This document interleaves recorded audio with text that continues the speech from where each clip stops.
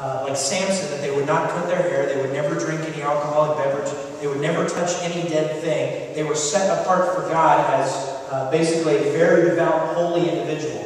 Jesus was not a Nazarite in that. We have biblical accounts of him drinking alcohol. We have very biblical accounts of him touching dead people. And even though it doesn't say it, for the normal Jewish man, unless you were a Nazarite, to have long hair was a shame. It was not a, just wasn't an okay thing. And so Jesus probably just was a normal, dark-haired, short-haired kind of individual with a normal face. In fact, Isaiah, when he refers to him, says that he had no beauty that we should be drawn to. He wasn't the kind of model image person that you would look at and say, man, we need to get him for Calvin Klein. That wasn't Jesus. And so, next time you see the little Norwegian teenage mini-me Jesus with the blonde hair and stuff like that, those always freak me out, man. What was it, at the zoo, they had the Christmas thing of lights, and they had their little nativity scene, and it was like a teenage baby Jesus. And, with blonde hair, and that's just weird, And so, relationally, he was just average Joe Blow guy. So much so that, you wouldn't be able to actually tell, really, that, this, oh yeah, man, we're going to go follow this guy because he's a beautiful individual. It wasn't the case with him. He had an attractive character. There was something about his character, something about the way that he got down on his hands and knees and tended to people, gave them all of his attention, was very intentional, was very focused, was very real, was very transparent. He was very authentic. There were times that he was very rough and truthful when he talked to people. And so it was his character that was this attractive thing. We've got to know that he was a likable guy because all throughout the Scripture, he keeps getting invited to parties and weddings. Do you invite people that are boring and not cool to your parties and weddings? Absolutely not. Jesus got invited to all kinds of these kind of things because there was something about him, apparently, that everybody was like, yeah, man, we want to hang out with Jesus. In fact, most videos that you'll watch about Jesus stuff and most things that you read, Jesus is like this holy monk kind of person that's like, blessed are the poor in spirit. Like he walked and chanted and had the halo going over his head and everything. Scripture records, guys, that Jesus was pretty funny. We actually have biblical jokes that Jesus told. The camel through the eye of a needle. That was a Jewish funny. Like, the camel ain't going to fit through the eye of the needle kind of thing. One of my favorite ones is when the Pharisees were talking to Jesus, and they said, you know what, Jesus, you don't know what you're talking about. Our father is Abraham. Look who we are. And Jesus' response was, no, your mom shagged the devil. That's what he said. He said, no, your father's the devil. When I first realized that, I was like, that's funny. I don't care who you are. That's funny right there. Lord, I apologize. Look, listen, Jesus was a funny guy. He was a likable personality. Normal people like Jesus. You know the people that didn't like Jesus?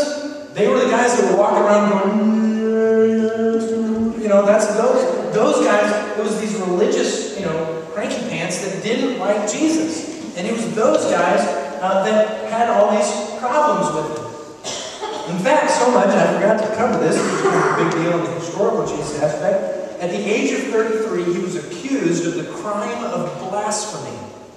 Blasphemy is basically you saying something against the character of God. His crime of blasphemy was that I am God. That was his crime of blasphemy.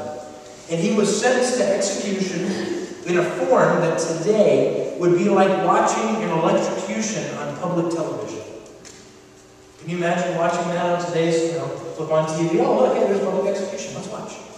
That's Jesus' death. That's what it looked like. Or that's the shame of what it was like.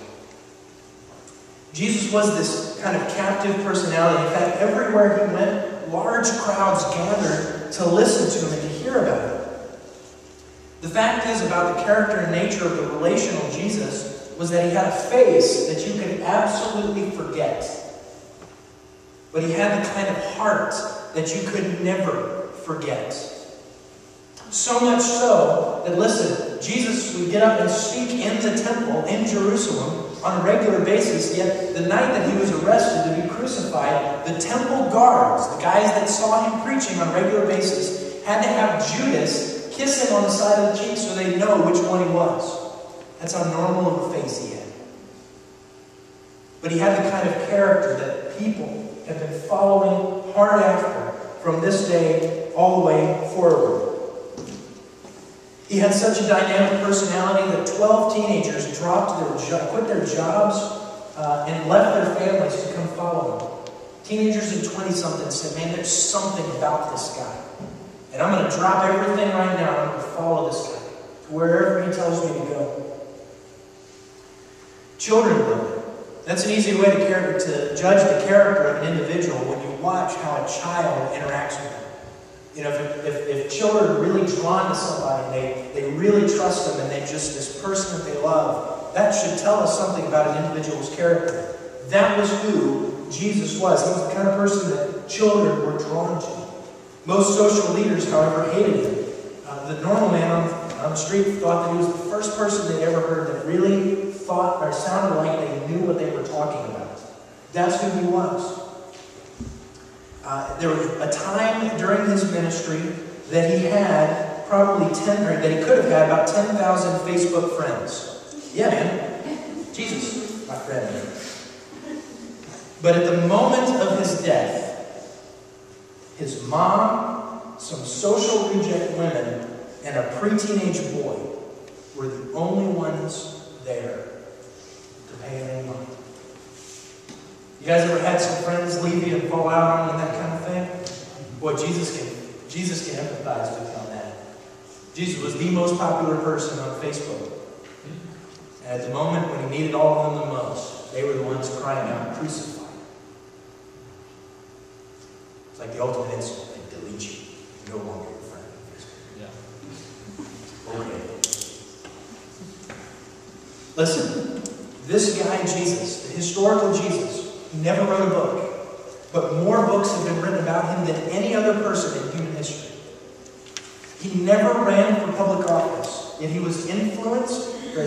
has influenced more national policy than any politician in history. He never traveled more than a couple hundred miles from the place of his birth, yet news of him has touched every nation in the world.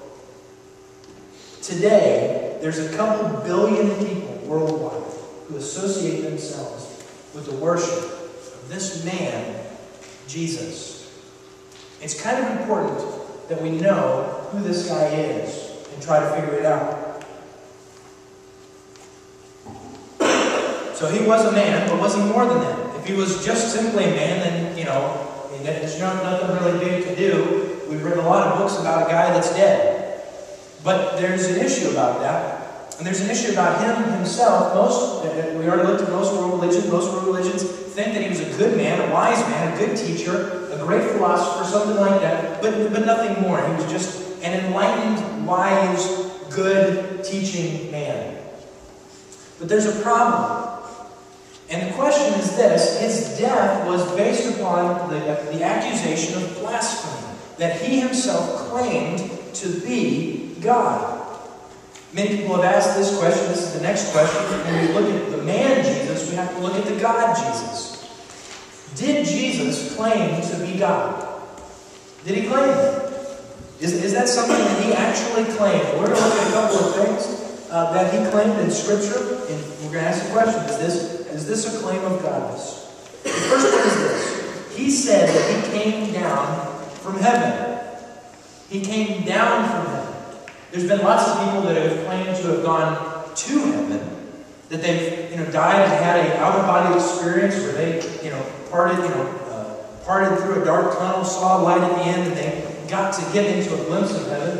Apparently there's enough people that have done this, and when they got through the bright light, they saw that God was actually Elvis.